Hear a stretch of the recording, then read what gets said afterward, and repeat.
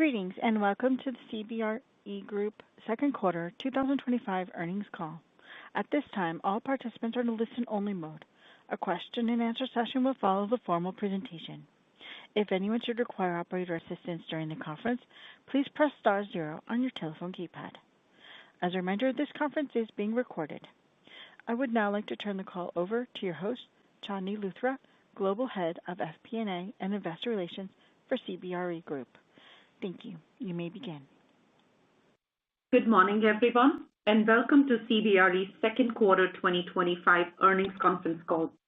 Earlier today, we posted a presentation deck on our website that you can use to follow along with our prepared remarks and an Excel file that contains additional supplemental materials.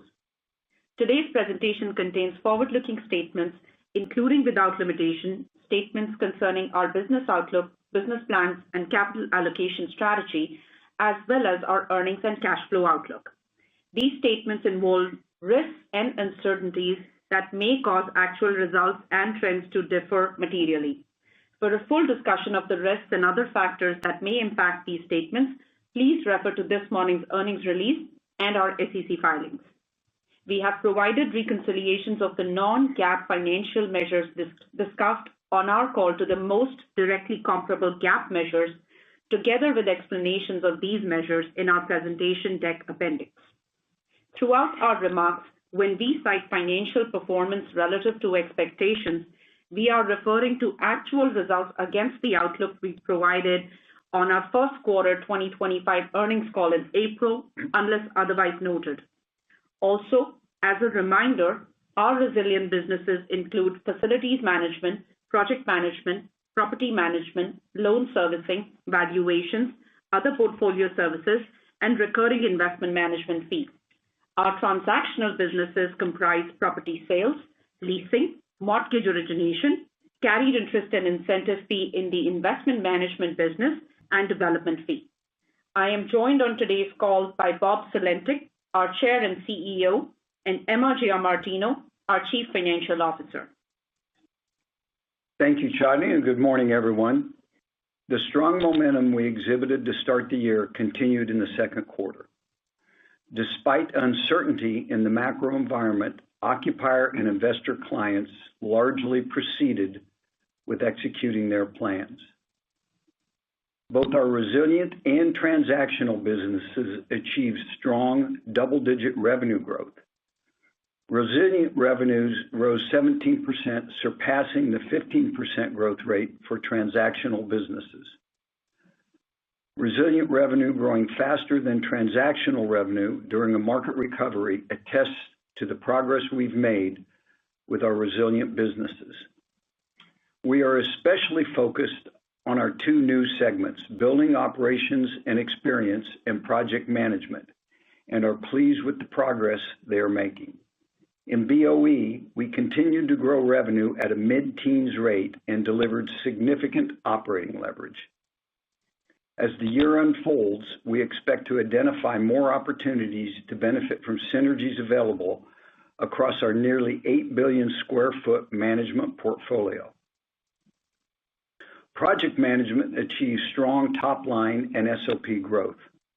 This performance reflects the benefits we've been realizing in the 6 months since we joined our legacy business with Turner & Townsend.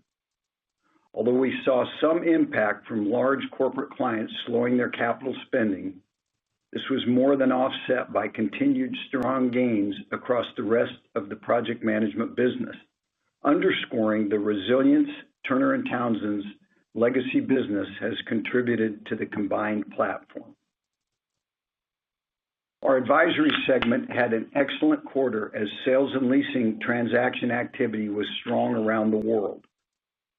Global leasing revenue was the highest for any second quarter in company history, led by the continued strong recovery of demand for office space. In light of our outperformance in the year's first half and the pipelines across our business, we're raising our core EPS expectations for the year to a range of $6.10 to $6.20. Achieving the midpoint of our guidance would represent better than 20% growth for the year. We expect to set a new earnings peak this year, just 2 years after the 2023 trough in the commercial real estate downturn, even though capital markets activity remains well below prior peak levels. Now I'll turn the call over to Emma, who will discuss the quarter and our outlook in more detail. Thank you, Bob. Good morning, everyone. Our second quarter results exceeded our expectations, with core EBITDA and core EPS growing 30% and 47% respectively. I'll detail our results for each segment. Note that all segment-level growth rates are in local currency and do not reflect the benefit of an approximately 1% FX tailwind during the quarter. In advisory services, revenue rose 14% and SOP grew 31%, driven by 250 basis points of margin expansion. Global leasing revenue rose 13%, with double-digit growth across all major regions. U.S. leasing was led by a 15% increase in the office sector, driven by larger leases and broad-based growth across the country. Growth in non-gateway markets outpaced gateway markets, pointing to increased momentum in regions outside of the largest cities. U.S. industrial leasing growth was better than expected, with revenue up 15% as third-party logistics providers once again drove activity. Like leasing, our capital markets businesses performed well. Global property sales rose 19%, accelerating from the first quarter. In the U.S., property sales increased 25%, with notable strength in data centers, office, and retail. Outside the U.S., sales were particularly strong in India and Japan. Mortgage origination fees increased by more than 40%, with strong volume from the GSEs, debt funds, and CMBS lenders. Turning to our BOE segment, we saw 18% top-line growth and 21% SOP growth. Our enterprise businesses' performance was supported by a balanced mix of new client wins and expansions in the technology, healthcare, and industrial sectors, and continued strong growth with hyperscale data centers.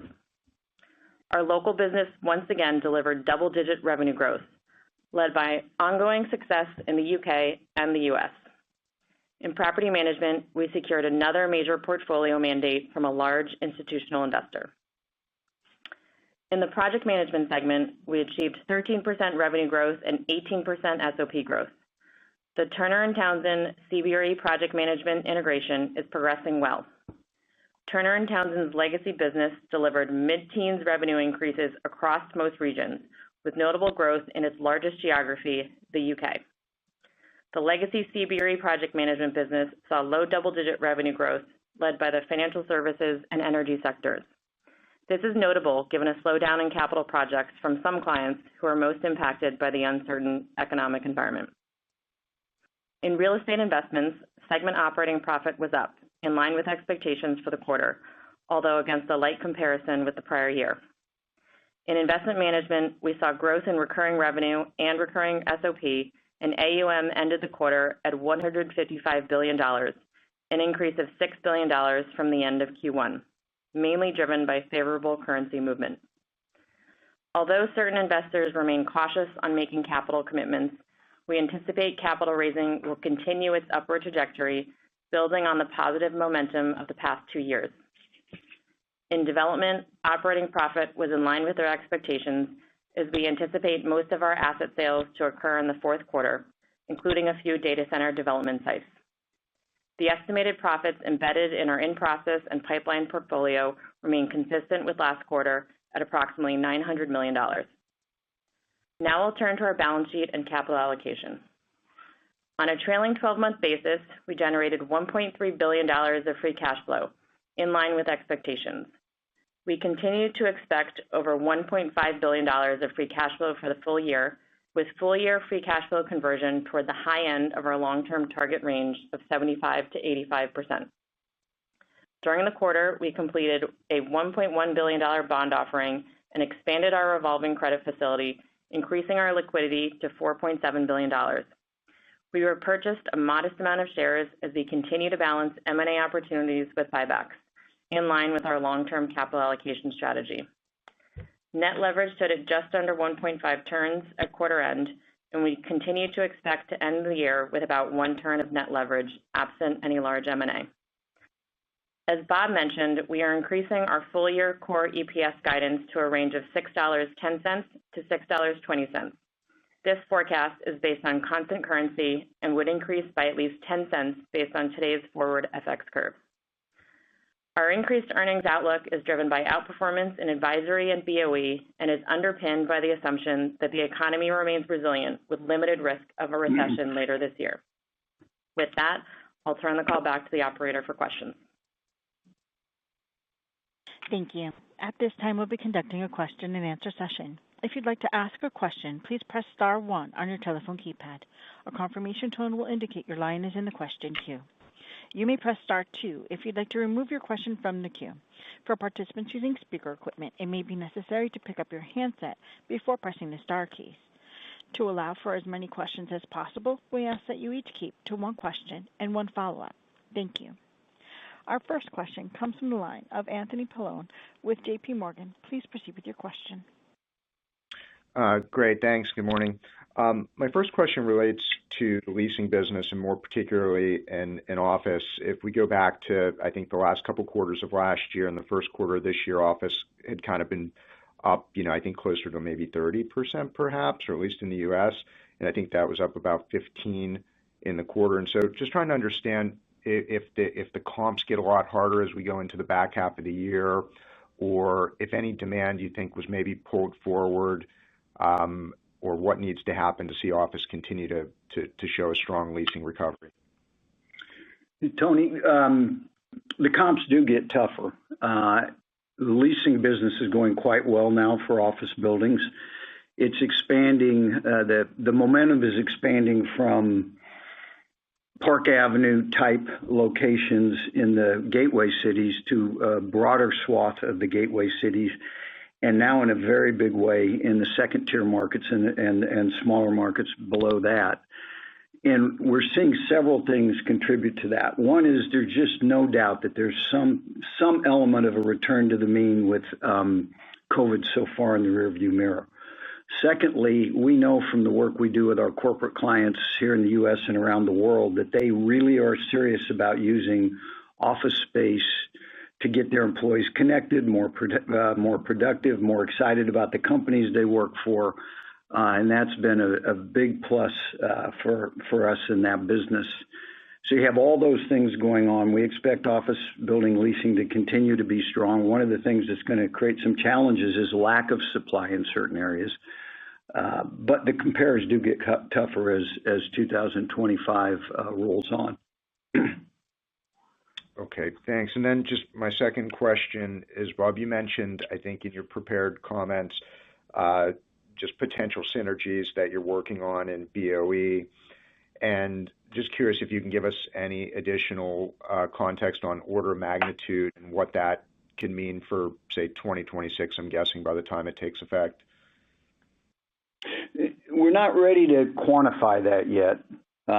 We actually haven't quantified it yet in-house because we're still working on it. But what's going on there, Tony, and the whole motivation, or not the whole motivation, but a significant motivation for bringing all those building management businesses together, enterprise facility management, local facility management, property management, is that there are big common elements to managing almost all types of business and all types of service offerings for these various clients. Building engineering, procurement of various types, information used to run the buildings that would lead to efficiency. And we are aggressively working on that now in that business to try to extract those synergies. And we've declared that we expect them to be significant, but we haven't quantified them yet. We're excited about the way it's going so far. Okay, thank you. Thank you. Our next question comes from the line of Julien Blouin with Goldman Sachs. Please proceed with your question. Great. Thank you for taking my question. I guess on the integration of Turner & Townsend with the legacy project management business, can you give us a sense of the benefits you've seen to date? And how long could it take before we start to see real improvements on the legacy CBRE project management business? Or conversely, are you seeing any challenges in achieving those expected integration benefits? Julian, I'll start with the last part of your question and then go back to the first. We're not seeing any challenges we didn't expect. When you bring two businesses like that together, it is challenging. And it's in those challenges that create opportunities. So just as an example, between project managers, program managers, and cost consultants in that business today, we have 15,000 professionals. There was some inefficiency in the use of CBRE professionals who were assigned to specific clients or doing tenant rep type work in our advisory business and weren't fully utilized all the time, while Turner & Townsend was essentially sold out in parts of their business around the world. We can move those professionals into areas of need now in a way that we couldn't move them before. One of the things you have to do that, though, is you have to have systems in place. We were operating the legacy CBRE business in a very different way than the biggest program managers and engineering firms around the world operate their businesses. Turner & Townsend was operating in that way with timesheets, with technical systems that underpin those people, with training, et cetera, that we didn't have. They're moving those professionals onto those systems now, getting greater efficiencies. And that's one of the reasons you're seeing some margin advantage there. Secondly, we have seen significant, very specific incidents where our ability to bring Turner & Townsend into legacy CBRE clients has resulted in large new business for the company, both bringing them into our enterprise facilities management clients and also the Trammell Crow development clients. So we're seeing both cost and revenue synergies, and we expect that to continue, those synergies to build over the next couple of years and have a very, very different, more compelling business. I've said this before, nothing like what we had before, nothing like what anybody in our segment had before, and we're starting to see that benefit now, but there'll be a lot more unfold over the next couple of years. Thank you, Bob. No, that's really helpful. You mentioned in your opening remarks that the raise was driven by the year-to-date results and also the activity pipelines that you're seeing so far into the third quarter. I guess maybe digging into those sort of activity pipelines, what specifically are you seeing that sort of encourages you as we head into the back half of the year? Julian, so you're right. About half of the increase in our guide is coming from the outperformance that we saw in Q2 across BOE and advisory. And then the other half is primarily related to leasing. So we are seeing continued strength in leasing, greater than what we were seeing 90 days ago. And that's both on the office front and the industrial front. So if you look at our guidance for leasing, it implies that in the back half of the year, against those tougher comps that Bob talked about, we're at a mid to high single-digit growth rate in leasing in the back half of the year, which is above what we were looking at 90 days ago. Got it. Thank you. That's helpful. Thank you. Our next question comes from the line of Steve Sakwa with Evercore ISI. Please proceed with your question. Yeah, thanks. Good morning. Maybe just touch on the capital markets sales activity. You know, that business came in, I think, far stronger than we had expected. And I'm just curious, given where rates are, the Fed's, been a bit more, steadfast in holding rates at the short end. Just kind of what are your expectations for that? You didn't really change the language, I guess, in the outlook of a steady but muted recovery. Well, we expect the sales activity and the refinancing activity to both continue strong in the back half of the year. We're not expecting interest rates to move in a way that alter that materially. If they were to rise considerably, obviously that would slow things down. We're not expecting that. We're not expecting big drops in interest rates either. So our outlook for the year contemplates what we believe within brackets the interest rates will do. But a lot of what you're seeing is that the spread between bid and ask has gotten very narrow or gone away. There is a lot of capital out there. We have it and other people have it that wants to buy real estate, and there is a huge amount of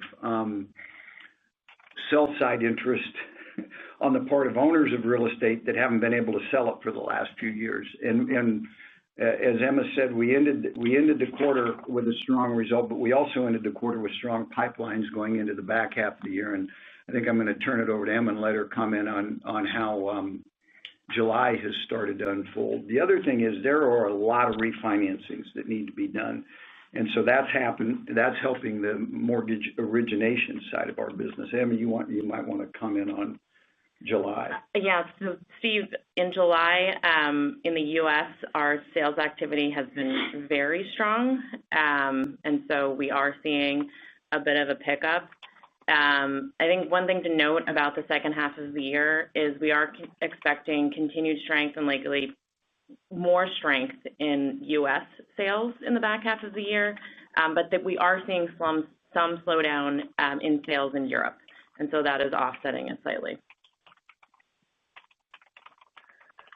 Great, thanks. And then maybe just on, I guess, capital deployment, maybe just talk about the share buyback. The pace did slow. I know it was a very heavy pace in the first quarter.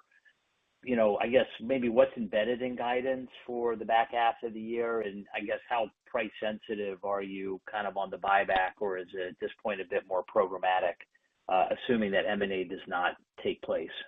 Yeah. So Steve, I'll step back and reiterate our overall capital allocation strategy, which I know you know well.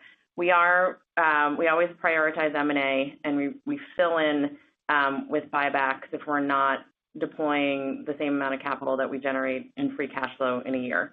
So if you look at our numbers, we have, like you said, we've deployed a lot through buybacks. Turning to M&A, we can't disclose a tremendous amount, but as always, we're looking at a number of deals. We're focused on our resilient and secularly favored lines of business. We're focused on very well operated businesses that can bring new capabilities to CBRE, and that once that target is within our platform, we drive greater value across CBRE, or they drive greater value across CBRE than they would on a standalone basis. So that pipeline's strong, and that's where we're focused. In terms of your question on what capital allocation is in our guide, there's nothing in there. There's neither M&A nor buybacks. And so if we pick up on either, that would change the outlook for the year. Given that I'm talking about M&A, I do want to comment on what we're not looking at. There are a number of rumors out there that we're looking at M&A in advisory capital markets. As you know, we've said consistently, this is not an area where we're looking to do M&A, and we're not currently pursuing anything in the advisory capital market space. Great, thank you. Thank you. Our next question comes from the line of Ronald Kamdem with Morgan Stanley. Please proceed with your question. Hey, just two quick ones for me.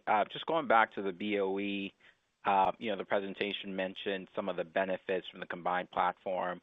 Appreciate we're not in a position to quantify, but just sort of thinking through high level, is this something that is a 2025 sort of benefit that normalizes in the out years, or are we still sort of in potential mid to early innings of sort of harvesting those benefits? Just trying to get a sense of, what's the runway here?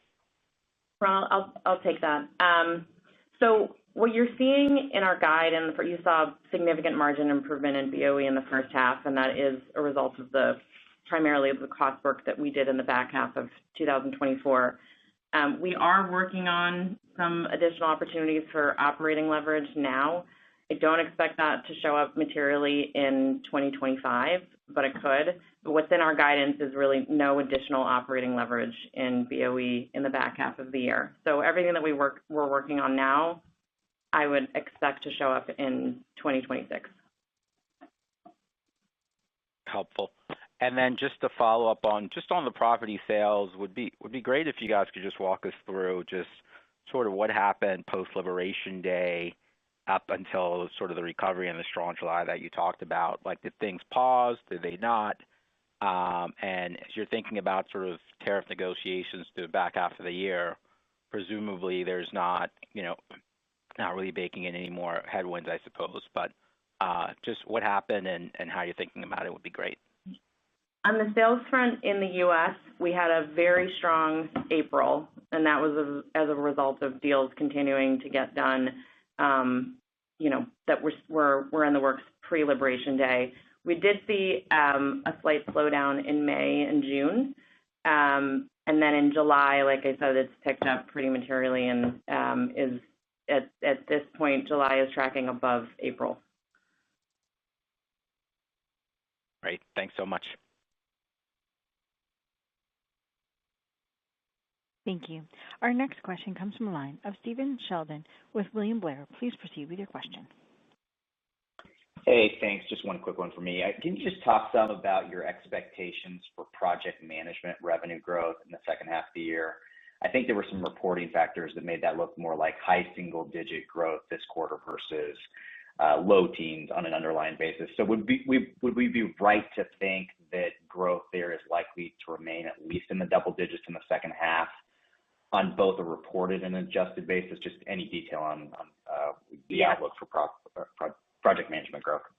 Yes, Stephen, on a net revenue basis for the full year, we're looking at low double-digit revenue growth, and there is some noise between Q2 and Q3. So in Q2 2024, there was some net revenue that was mischaracterized in PJM that should have been in FM. So that net revenue growth at Q2 this year in project management is looking low. That's going to reverse in Q3, and the net revenue growth in project management is going to look slightly above trend, but it all will normalize for the full year. Great, thank you. Thank you. Our next question comes from the line of Alex Kramm with UBS. Please proceed with your question. Yes, hey, good morning, everyone. Just wanted to come back to leasing for a second. Some good color on the office side. Can you also unpack what you're seeing on the industrial side a little bit? Sounded like things have been getting better. I think there was a concern earlier this year. Do you feel like that's normalized now, or what are you seeing out there, given that there's probably still some uncertainties in that market? Yeah, there is some uncertainty, Alex, but the year is going to be better than we thought it was going to be. Obviously, the first half was better. We don't expect the same kind of growth in the second half that we saw in the first half because the comps are tougher. But we do now believe that the second half is going to be better, and that for the full year, whereas we had at the outset thought it would be kind of flat for leasing, we now think industrial leasing for the year will be up roughly double digits.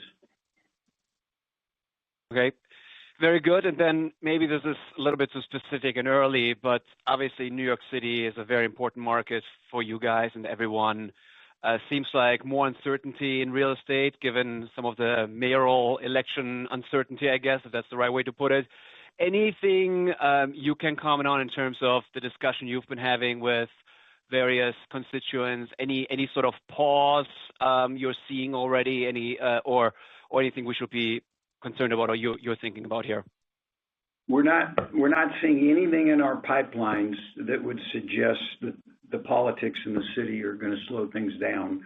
You know, that is an enormous business community. Companies there, financials and others, are tech's actually coming back into the city more. There's a lot of strength there, but more importantly, there's a lot of focus on office space by users and using office space, as I said earlier, to help with recruiting and retention and culture in their companies. And this has become a very front and center thing for companies, kind of unlike I've ever seen it, even pre-COVID, in terms of the interest in using office space in those ways. So what we're seeing is the spread of office leasing opportunities beyond the most desirable locations and most desirable buildings to a broader part of the city. Right. Very good. Thank you. Thank you. Our next question comes from the line of Jade Rahmani with KBW. Please proceed with your question. Thank you very much. In terms of potential areas of value creation, looking at where CBRE trades, and of course it's a real estate conglomerate, so there's different businesses could trade at different multiples. Are you focused on growing infrastructure services and asset management or investment management, since some comps in that space trade, quite a bit higher than CBRE? Are those the two areas of focus? Jade, we have, forever we've said we're this broad-based real estate services and investment firm, and we focused on that. And over the years, we've, around the periphery of our business, moved into infrastructure-related things. I would tell you now we have quite a bit of that in our business. So obviously, Turner & Townsend does a lot of it. For instance, they're doing the project management on a atomic or a nuclear energy plant. They're doing a bunch of big airports. They're doing a bunch of big data centers. They're doing a bunch of energy projects. So that's infrastructure. We have a growing $10 billion AUM infrastructure fund or infrastructure investment management business. Trammell Crow Company is doing a considerable amount of data center land work right now. We have a data center management business, and we do now work inside data centers on a project basis that's dramatically outperforming, and we handle work in 700 or 800 data centers. We have considerable infrastructure work that we do across our brokerage business now. And yes, we are focused on some areas of new investment, multiple areas of new investment to grow our infrastructure exposure, and it's going well, and we're excited about it, and I think it'll be an added nice dimension to CBRE's total addressable market in the near term and even more significant in the longer term. Do you have a target share of earnings or dollar amount of capital you're looking to allocate to infrastructure? We haven't said anything about that yet, Jade. Okay. And then just lastly, if I could squeeze one in on free cash flow for the quarter, did it track with your expectations? I know, first of all, the second half is typically stronger, but secondly, there was some timing effects from the mortgage origination business. So, adjusting for that, did the free cash flow performance track with your expectations? So it did, Jade, and I do want to address the mortgage origination comment. If you look at all of the lines that flow in there, I think you might be missing the warehouse lines. The impact from the GSEs to our free cash flow is about equal to what it was last quarter, roughly in line. And the big impact is really timing between Q1 and Q2. So Q1 was slightly above our expectations, and Q2 slightly below. So you need to look at them together. And across Q1 and Q2, our trailing 12-month free cash flow conversion was right about 85% at the high end of our target range. So we expect that to continue for the full year. Okay. Thank you very much for the clarification. Thank you. Our next question comes from the line of Seth Bergey with Citi. Please proceed with your question.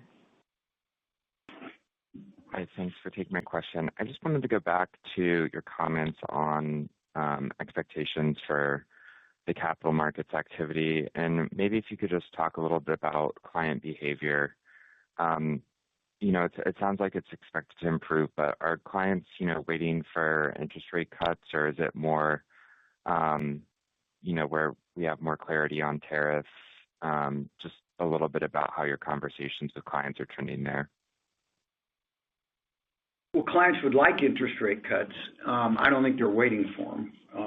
I think what we're seeing is lots of financing activity and significantly escalated sales activity. We expect that to continue for the rest of the year. And these things that stimulate or put downward pressure on that will stimulate or put downward pressure on it the way they always do. So interest rates going up will be negative, and interest rates coming down will be positive, and major uncertainty in the markets or a sense that we might be headed to a recession or the tariffs are a bigger problem than we thought would slow that down. But right now, the best way I'd say it is buyers and sellers are kind of powering through that and feeling that things are going to go relatively well. Obviously, here in the United States, there's a lot of enthusiasm about what's going on in the economy and the real estate markets. And as Emma said, a little more choppiness in Europe. But I think expectations at the moment are positive and more positive than they were 90 days ago when we talked. Great, thanks. And then I guess just with the, raised outlook, are there any changes to your hiring plans? No changes to our hiring plans beyond what you would expect for a growing business, where and a business that uses technology to help itself. So we're not a company that makes the claims that we're going to turn things upside down through technology, but there are a number of places we're legitimately using technology to be more efficient. So my guess is that what you will see from us over time is that we'll be able to grow and add less employees to support that growth than we have historically. And we've certainly got areas of our business that we're targeting for those kind of gains. But in general, we expect this to be a growing business, and we expect to add talent to support that growth.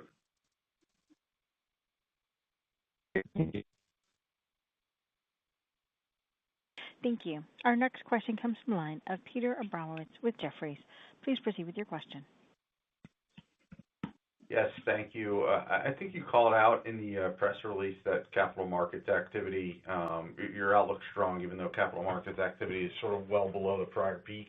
I guess just, the conversations you have internally and your sense of, I guess, what do you think it would take to kind of get back even close to that peak, and how long do you think that could take to transpire? Well, let me talk about that. So I think capital markets was down 14% from the pre-COVID peak, and then even much more from the crazy big year we had in 22, which was just an outlier bounce back from COVID. So we don't use that to benchmark anything. My sense is that so first of all, we don't have a model that tells us when it's going to get back to peak. But my sense is what's going to cause it to move back toward peak, first of all, just staying on the path we're on now. It's growing, and we expect it to grow next year. But if the interest rates came down, or interest rates being where they are and lack of new product being where it is causes rental rates to go up, or the perception that rental rates will go up, you're going to see some trading that you're not seeing yet. I think a more stable or view that the economy in Europe is more stable than it's viewed to be now would be helpful in terms of trading volumes. But there's not one big thing that we're waiting for that's going to take us back to where we were at the peak.